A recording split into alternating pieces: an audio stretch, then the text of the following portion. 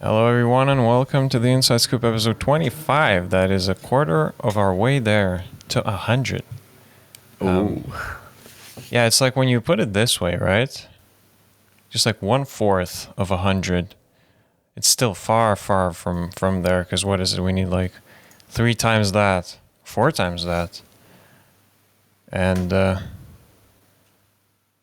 I mean, but still, just keeps going. We're just keep doing it, I guess. So, talking about doing stuff.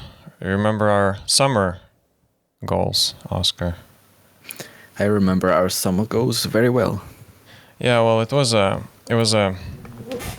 idea to sort of try accounting each other, I guess, on the different things that we set out to do, and I was a bit concerned with, happy that you're doing the, paid work endeavors with the websites, but I just wanted to check in if you're spending at least any time in terms of doing the AI that you set out to.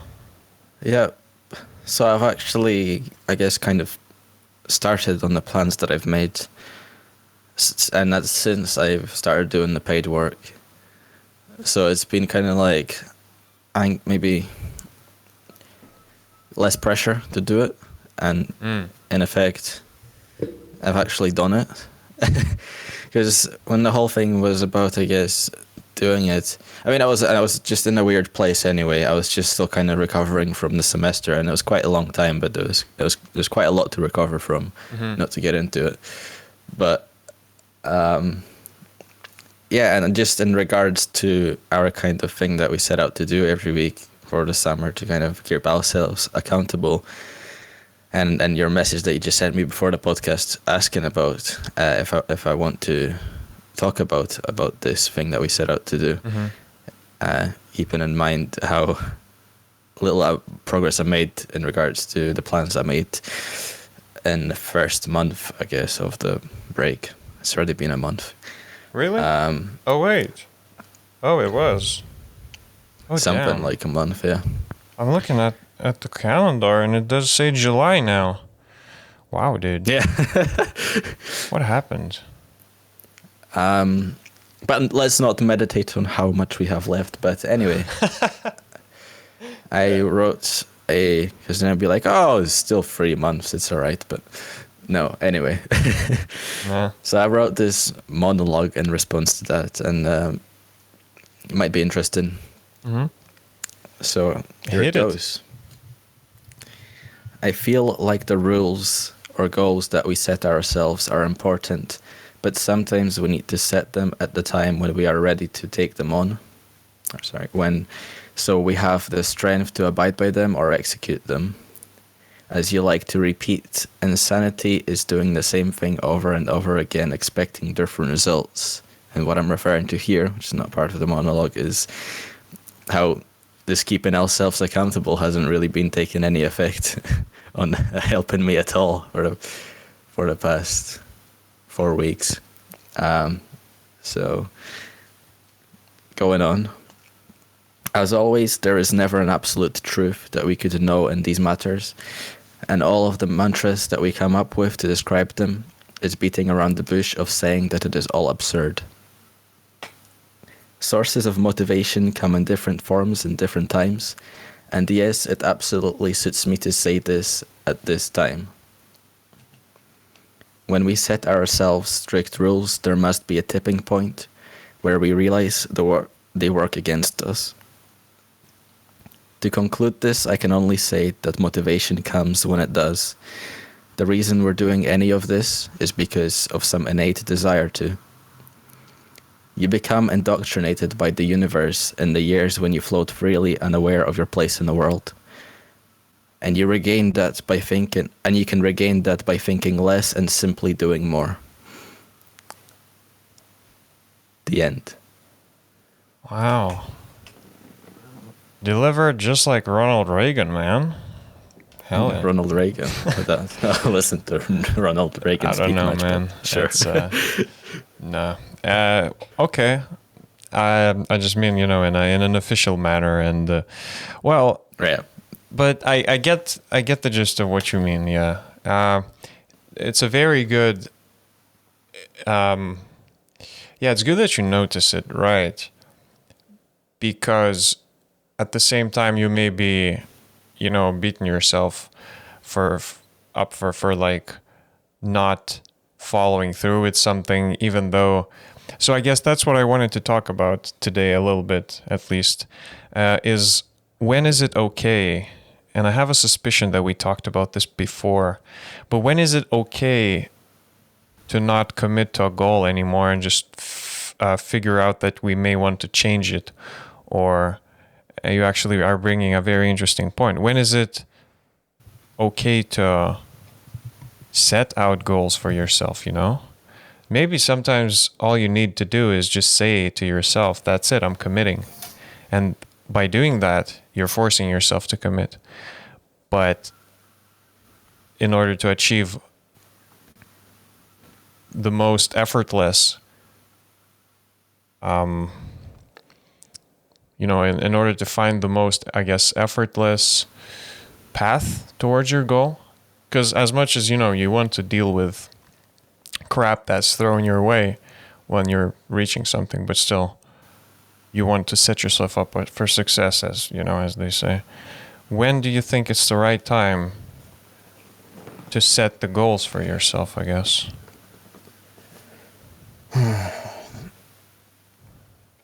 You'll know, I'd say, when the right time comes. Mm-hmm.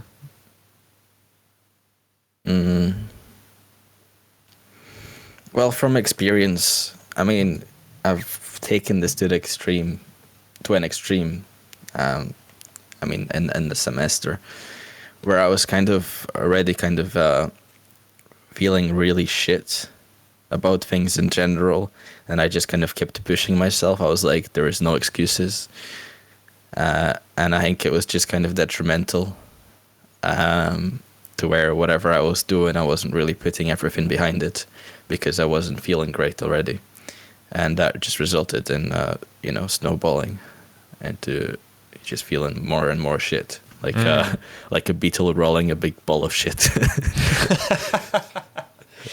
Oh, God, man. Yeah?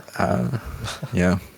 Some people want to struggle, It's, I've heard about, well, not about, but, when Jocko Willink talks about stuff in his podcast, he usually talks about topics like these because he's getting asked questions like that from people who want to know about the discipline and everything that he has developed himself as a Navy SEAL. So I liked an interesting thing he said about pushing the ball up the mountain, up the hill. What is it? The Sisyphus, isn't it? Mm-hmm. A figure from Greek mythology. So he's like, yeah, you push that ball and then, well, the rock, and if it, so I liked when he said it, and if it doesn't roll down, I would just push it down myself. So that was an interesting way of looking at it. It's like, I guess this means that you're sort of exposing yourself to constant pressure, struggles almost. Yeah. To grow and to keep going. Because I would imagine this, beautiful moment of Sisyphus just resting up there on the hill, realizing that the rock is not falling down, and then if you allow yourself this little break, well, it's not a definite and absolute truth, as always. We can just probably say that to every single thing that we talk about. It's just there's no absolute truth, but Yeah. sometimes this giving yourself a little break breaks the cycle, and it may be harder to get into it, for example, when the rock falls down again. It's kind of, and I've noticed it. I've been binging 2 seasons of Silicon Valley yesterday night, for example. It wasn't as bad as last time, which was, till 5 a.m. Today it was only like till 2:30, and I already felt kind of tired. But still, it's something where I was doing well. I was, going fine without it all. I was just, waking up in the morning when we even, went on walks to have this little rest, and boom, then now something happens, and there was like a break in the chain, in the cycle. I don't know what's happening, but it just feel like something's falling apart again.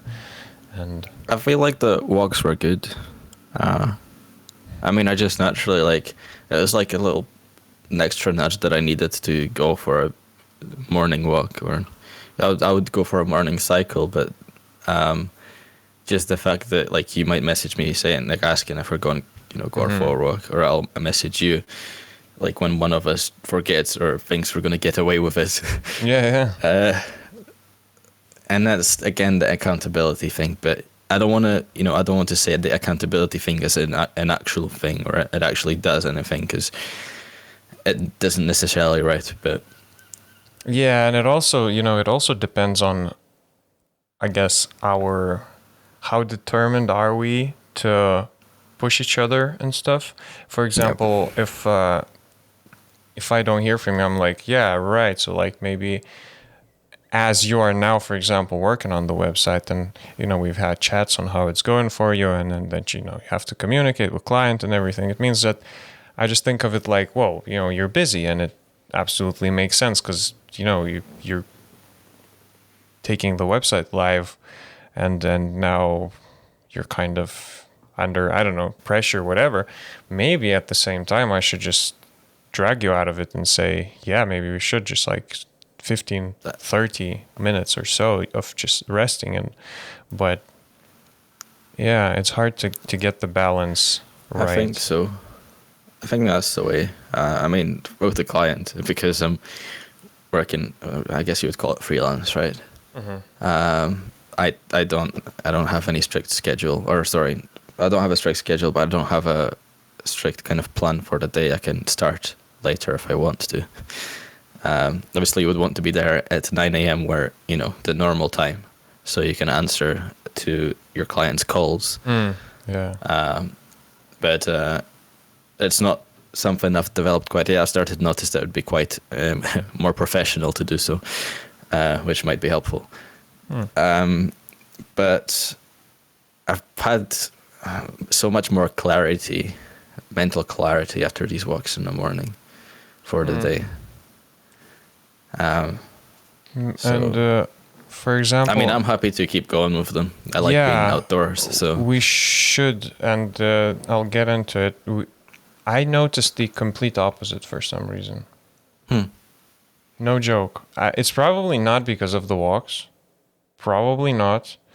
I don't know what, but it's, again, I'm at a point where I only write a single line of code a day, which is very kind of, I don't know what, pushed me out of that rhythm. Something broke, something happened where today, for example, I was kind of procrastinating all the way till I just, sat down and said, okay, I'll implement this function. And then I spent an hour and a half trying to figure out my old code, thinking what were I doing? And at the end of this, all I needed to do is add one single line, and that, implemented the feature by adding one line. And that's it. I was like, okay, that's good. I'm happy with the progress. Which is, I should push myself more. But maybe the ambiguity that comes with the way that my project is heading right now. I re-released a game today. I have chatted with a couple of friends, and then I remember that, hey, there's this Android game I released in 2015, and it was kind of fun. And then the friend is like, oh, is it still up there? Can you just release it? And so I went through a release thing, updated everything, released it again, just so I'm feeling that I do something right. But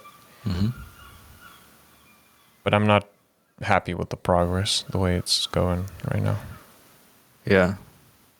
Okay. Yeah,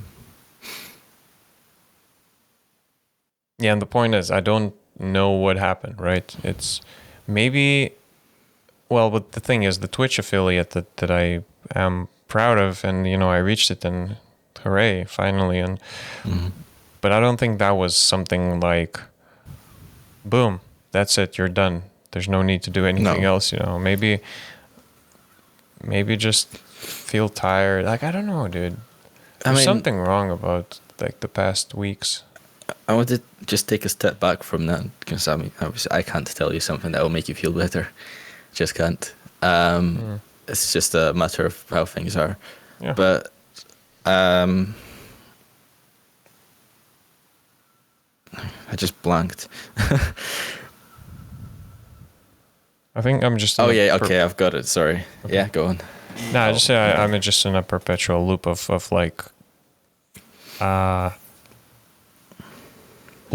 good productive days and bad days, and it's just sort of going as a wave it comes. Then I feel like I did more in 4 hours than I would in like a week, and then boom, the next week I do work for the whole week, and then I only done progress for 4 hours. So it's like, I keep looking at the thing on my wrist, which is the yin yang symbol, the balance, and yeah, I think that maybe at the end of the day, if you take a data, for example, if talking statistics or something, and you draw a curve in the middle of like averaging all the points which are scattered on the graph, you just get this line, and it, as long as it's still positively going and going up or whatever.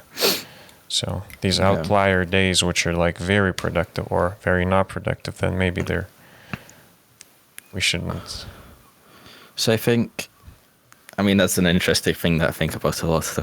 As soon as you mentioned the wave, the balance, I think about that so much. But I was actually, we'll go on to that. I guess I'll remember that. I'll write down a little keyword that will remind me. But the kind of, what I guess pushes us forward is just how unsatisfied we always are with where we are. I think some people are more satisfied where they are, and it's like a fixed thing across time. Some people are kind of always quite satisfied, just steadily going forward, and other people are kind of quite a bit more unsatisfied with where they are always, and are always trying, pushing themselves forward. And Jocko talks about this. So it's just this innate and I think he talks about this anyway. This for him it would just be he would just always say like, that's it, just go do it. Like, doesn't matter how you feel, just go do it. I mean, he's an absolute machine. And when it comes to wanting something or not wanting, I would assume that his thoughts on this, from what I have previously researched, would be, comfort zone is something to be avoided, I guess. But again, he comes from it's that, from but just the fact that some of us are striving for something, and some other people are, happy with where they are, and that's cool. But so do you think if we are more likely to always feel unhappy and uncomfortable, we would probably push more? Yeah, it's not something you can teach anybody. I don't know if you can, maybe through experience, through indoctrination or something. But as I said in my little monologue, that's the first time I think I've said it that way. We're indoctrinated by the universe in the years where we float freely, unaware of our place in the world. So we're not reflecting on ourselves, on our experience in the world, or on our place in the world for the first 15 to 17, 18 years of our lives, maybe. Progressively more, obviously, but it was when we kind of develop some kind of a way we do things, our temperament, Um, and along with that, our how satisfied or dissatisfied we are at all times with ourselves. And I don't think you can teach anybody that. And it doesn't matter, because just the fact that you're not happy with where you are right now means that you're going to push yourself. And like, you can't compare these things between. I mean, you can compare these things between people. You can look at how successful people are in their own fields. But you can't take a clear measurement of how dissatisfied somebody is. I think if you speak to somebody, they'll be able to tell you more or less. If you introduce them to the idea, because you get quite a few people, when they see you stressed out. I've had this happen to me. When you see you stressed out about things, not reaching your goals and stuff like that, which is the dissatisfaction, they'll be like, just relax. There's no need to push so hard. Why you don't do this to yourself, and all of that. But that's basically you. That's the reaction you have, because you're not happy with where you are, and you never are. Yeah, and then probably. So I'm currently thinking about, this may sound for some people, for example, this may sound counterintuitive. And as we all should, be sort of constantly striving for success, for happiness, for feeling good. But then I think we've talked previously even about how you're never actually going to be in a place, so you have to define for yourself, what do you think success or happiness is for you personally. And so then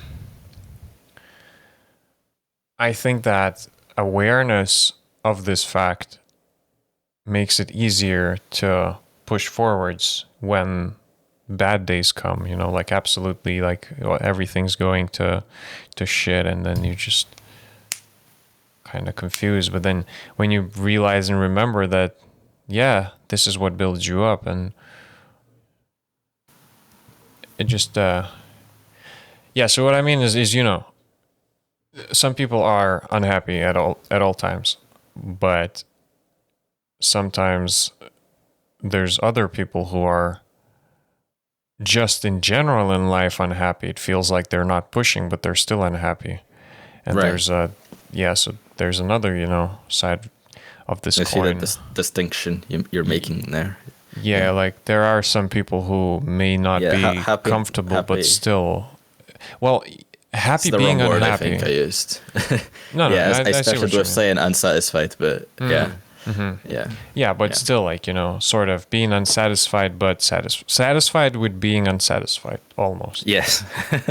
Yeah. But then another thing, right? So, me, for example, I can be maybe satisfied with that I am unsatisfied, because I'm looking at it from the Zen-like nature of things, where I know that this is not definite, and then maybe it's morphing and changing and everything, and I'm acting. But again, there's probably other people who are satisfied with being unsatisfied, and they're not doing anything. So it's kind of weird how to freaking. But no. Well, know that there is a place where you can be, where you're following the same routine every day, and you get very comfortable with it, and it allows you to sustain yourself, put a roof over your head, and put food on your table, and that's enough. And it's quite comfortable. And then whatever happens, whatever the world throws at you, that's what's going to be uncomfortable. And you're going to experience this discomfort, because you're not always uncomfortable, so you're going to feel it. But if you're always just putting yourself, being like, you get comfortable, and then you get kind of suspicious, like, okay, what's going on here? Why am I comfortable right now? What's going on? Yeah. It's not right. As long as you're aware get of addicted, this. and you could get addicted to it. And I guess, and it's not necessarily. I mean, I don't draw a distinction between good and bad addictions. I think it's ridiculous, but Well, in that context, okay, and never mind. But it's just, yeah. I mean, it's going to mean you always push yourself, and you're always not sure where I'm really going with this. To be honest, I thought I knew where I was going with this, but I can take it from here if you want. So sure. it is quite a debate to be had if harmony is a thing to be striving Desired? for. Well, desired, yeah, to be desired. And I've had so this film camp, and we were getting. Well, it's less of a formal lecture from a film director, but it's something where you just, have a chat, be in a more informal environment, and I've had like almost a one-on-one conversation about harmony and how in theater especially, and in life you should not have any harmony. How harmony creates conflict. No.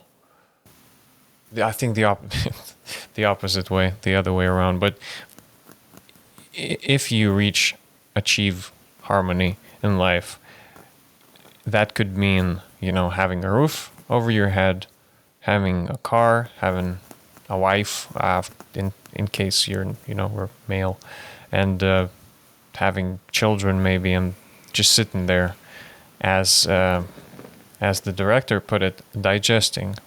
So you're sort of sitting on your couch and digesting life, digesting your situation, which is kind of something where you just sit and feel satisfied with where you are. And his advice was always to not go for this, to destroy it. If you ever find yourself in such a place, you should destroy it. And then it all ties back into what Jocko Willing said about the pushing the rock down, because it's a harmony. It's a perfect balance. The rock is on the mountain and it's not moving. Isn't that a perfect harmony? It's just beautiful. There is a lot of potential energy, but it's just there.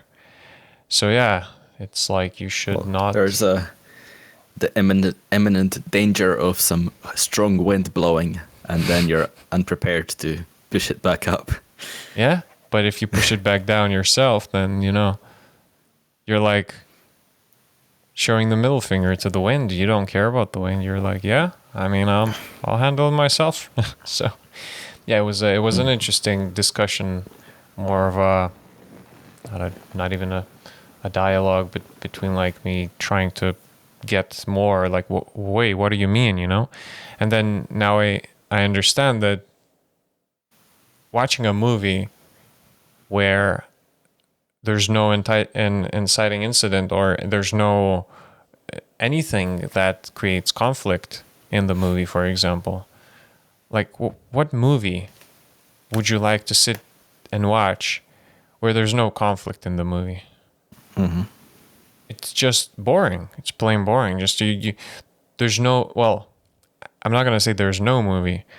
There are some movies, maybe some experimental stuff, maybe something like Koyaanisqatsi or some stuff like that. It's an experience, but it still creates this questioning conflict. That movie which I mentioned, but yeah, when you're watching a superhero movie, for example, that's the most basic example. Like, I hate superhero movies. Like, don't take me wrong.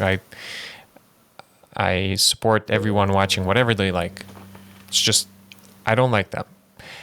But you can see such a beautiful formula of, this is a superhero. So, that's the harmony. That's a superhero.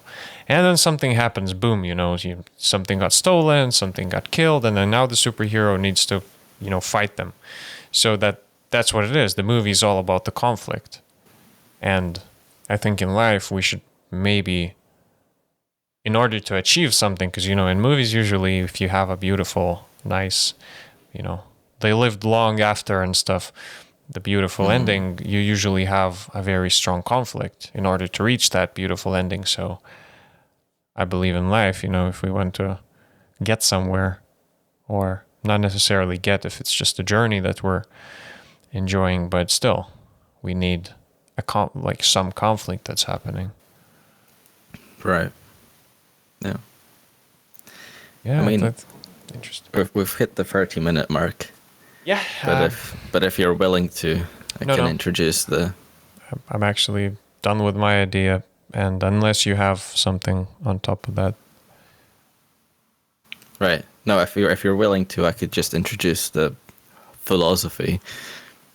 I was so excited before the podcast about. Oh, did you come up with this philosophy? Okay. You know, I thought you were listening to me when I said it. Well, I was. Okay. Oh, I'm just reacting now. Okay. Right. This It's a delayed totally reaction. not artificial reaction. Anyway, so I was thinking. I mean, it's kind of started a while ago, and we talked about this. I think also on the podcast of this idea of at this moment in time you're one person. A little bit in the future you're a different person. With this dimension of time. Yeah, So true. if I you had to now would debug meet- some code today, and I just asked, who the hell wrote this code? And then I realized that I'm the only person working on this project. And Yeah. I was like, oh, sure. And, well, I'll just quickly intervene, but there are 3 people working on the project usually. It's the past you, it's the present you, and it's the future you. So when you are the present you should always be trying to, prepare it in such a way where future you is happy with the past you. Yeah. Whatever. But Definitely. so there's Yeah. a version of you were saying, sorry. So that this kind of builds on top of that, or follows on from that, meaning at any given point in time, or there's one moment where your kind of worldview or your attitude and or your opinions and stuff are all fixed, and we can say there's like a short period of time where you're kind of explaining you're kind of maybe setting your goals or setting some rules, or talking about some ideas. They exist kind of in this worldview, in this fixed moment, and they make sense, and they could be an absolute truth in this moment. So to have an absolute truth, you have to have some defined space, some defined space of ideas that it builds on top of, and they have to be fixed. So if you want to fix it, you can fix the time, or you can fix your worldview by pausing the time.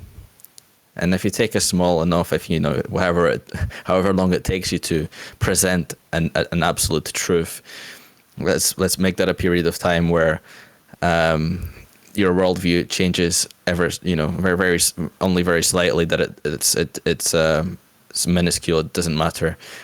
So your worldview for that space of time is fixed, and so your idea at the time when you're telling it is an absolute truth in the moment that you're telling it. But then you add the dimension of time, and as you go forward in time, suddenly your kind of idea that you had no longer checks out because your worldview has now changed. Mm-hmm. I think that's overcomplicating shit. But and so that in the context that kind of came about from thinking about the goals and the rules that we set ourselves, they're kind of like an artificial thing that transcends the time. So while our worldview might change across time, across this dimension, we have some sort of a reminder. Say we have something written on a wall or whatever, some sort of a reminder that always veers us back onto a fixed goal across this time. Now, another way of doing this, I guess, that I would say is more natural, and we've kind of explored this idea before, is instead of setting yourself a goal and reminding yourself of it constantly and making sure that you're following it. Instead, indoctrinate yourself. I mean, I guess it's the same thing, but actually indoctrinate yourself through repeating something to yourself, say every morning or every night, to make yourself change your worldview. This kind of make this thing in your worldview kind of fixed. I think I'm getting kind of weird connotations from this word. Indoctrination. Mm-hmm. Yeah, it has negative connotations generally, but when I talk about it here, it's ignoring it because it has very strong negative connotations. I'm taking the strength there, ignoring the negative connotation and making it positive to change yourself. Although the thing is, so if you indoctrinate, or if you well, again, you indoctrinate whatever yourself with some ideas that may not be the best ideas, but they are the best ideas at the time of, you programming yourself pretty much. So I think I prefer a term maybe like subconscious programming or something, like, there's these like linguistic programming, there's loads of like psychology programmings or like brain rewirings or whatever. But I like where you're going, and it makes sense if you know which direction is the right direction. So again, when is the right time for yourself to start shaping your brain into something and that... When we talked about this last, I think I said that it doesn't matter what the right or wrong is. Mm-hmm. It's just setting yourself something. Okay. No. Just so there is something, and it is something that you follow regardless. And this isn't, I'm not saying to do this with political views or anything like that. It's only in this sense for things that make you productive or whatever. Okay. Yeah. And again, the reason I like the word indoctrination, because it gets very strong connotations, negative connotations, but that's what gives it its power, I think, and importance. I see what you mean. Yeah. Because if you take your enemies, it's like taking your enemy's strength and using it to your advantage. So kind of like transferring your enemy's energy that they put into that they put what's the word? Pit against you. Direct towards you. Okay. Yeah. And direct it somewhere else. Because you're keeping the energy in the word, but you're changing the connotation. Yeah, it's like judo. Right. Using the force of an enemy against himself. Yeah. I see what you mean. Yeah. But I just kind of started writing this down before the podcast, so as I tried to explain it, it was kind of incomplete, and it's always it was kind of incomplete and kind of unpolished. So yeah. I thought it would be easier to explain, but evidently we always should admit our. You're shying away from saying ignorance, aren't you? No, you are saying ignorance. I say incompetence. But in this case, I may as well say. In this case, I want to look for something. Well, actually, let me look up this word and check if there are any connotations that would be okay. Okay, so we have to admit our obliviousness. Sure. Something where you are not aware of not being aware. And if Yeah, I you're mean that's the whole thing. What Socratic ignorance talks about. And we Mhm. don't have to redefine it. And obliviousness is good, but oh well, yeah, sure. Socratic ignorance. I mean, let's not it let's may not be argue talking about about it. definitions. Let's not argue about definitions. I'm not because, arguing, but I've never heard this term in my life about Socratic ignorance. So how can I say, oh, this is Socratic ignorance when I came up with it? Well, I'm joking, obviously, but it's like I came to this point and I shouldn't put a label on it just because it's like someone said it in the past. You know what I mean? It's like, sure. No, well, I do know what you mean, but yeah, we have a whole. In my we have a dictionary, reason. that doesn't exist yet. Maybe if I research it, then I'll say, oh, that's what it is. Okay, so it's, Socratic ignorance. Sure. But in this case, I think obliviousness in or whatever. Maybe I'm not even talking about the exact thing that Socrates is talking about. I don't know. Oh, sounds pretty similar to me. I guess. I don't know. I haven't read anything about him, so. Yeah. I see what you mean. But as long as we can admit that we are unaware of stuff that we are unaware of, once we admit this, we are in a better position because we're now aware of the fact that we're unaware of things we're unaware of. We're just Right. kind of setting ourselves up for always keeping our eyes peeled and ears ready for receiving something new that we may not know if it's new or not new, because we're just, it's a difficult thing to talk about, and I'm not a philosopher again by any stretch of imagination. Thing that I said previously may have sounded differently than I wanted to express it, but what I meant was like, remember the secret or the key or whatever the thing is, right? Yep. You can come to your conclusions by just observing nature and everything, and then you may read something and you're like, oh yeah, right, that's what it is. Oh, so I discovered it, almost like discovered the something from the past, the knowledge, while there's no absolute truth. Again, there's just a thing that's morphing and changing and always different. But these days, it's way easier to educate yourself on things, obviously, because, I would imagine back in the Socrates days, it was way harder to get exposed to things when all you saw was, if you're a potter, that's what you do.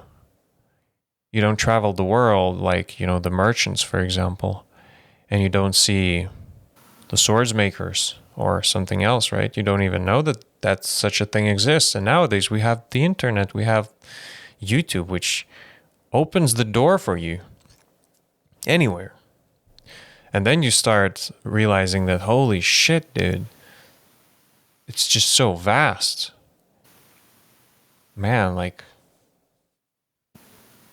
I was just freaking out about this stuff. Like, I think I mentioned it last week about how I watched some, nature and animals and stuff. And the way they tear each other to pieces, to parts, dude, like, whoa. And it's nature, and it obviously is happening right at this moment, right now, everywhere. But we are unaware of it. If we are oblivious like that, we're just not.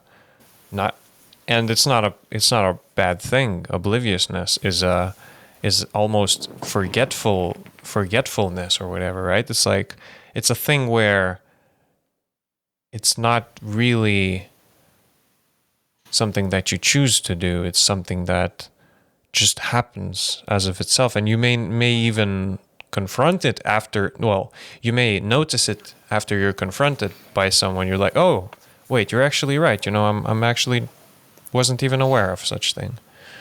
So, yeah, we could have a completely full another episode, a discussion on what obliviousness would mean, and if it's, how they say, not knowing something does not prevent the rules from applying or whatever, right?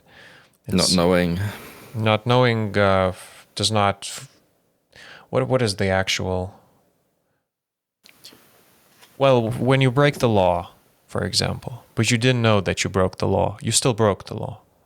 Yes. And this is where sort of obliviousness of the law shouldn't really forgive you for you not knowing, but at the same time, it's like, Yeah, well, the state needs to make you aware of the law, where it's really important, where you're likely to break it if you're not aware of it, and so we do that. yeah. as I was society. looking a bit into design and how like, But yeah, obliviousness is just innate part of us and all sentient beings. We're just incapable of. We're not omniscient. Omniscience doesn't. It can't exist. That's why God can't exist. He's supposed to be omniscient, all knowing. Omniscience just can't exist, and because of the lack of absolute truths in life, because of the differing worldviews between people and between you across the dimension of time. yeah, that's a very good point. So I think we can actually end this episode on, need to do the, famous, well, not famous last words, but just podcast last words. So I liked the way you put it. Your views change on the timeline of time. So how would you put it in a beautiful sentence? Oh God. Can you not just like cut what I just said and put it at the end? Well, anyway, so your ideas travel with you through time. Oh no. They change, and I think we're kind of time traveling in a sense. Oh God. Where is this gone? Well, we're trying to say the last words. We need to get rid of this last words thing. Well, I'm bringing it back, man, because I really like the way you said it. Cool. We're out of here. If you want me to. Thank you for that. And if you have it, shoot it. If not, do you have a beautiful sentence? I'm not sure what you're talking about. Okay. We're time traveling. That's it. See y'all later.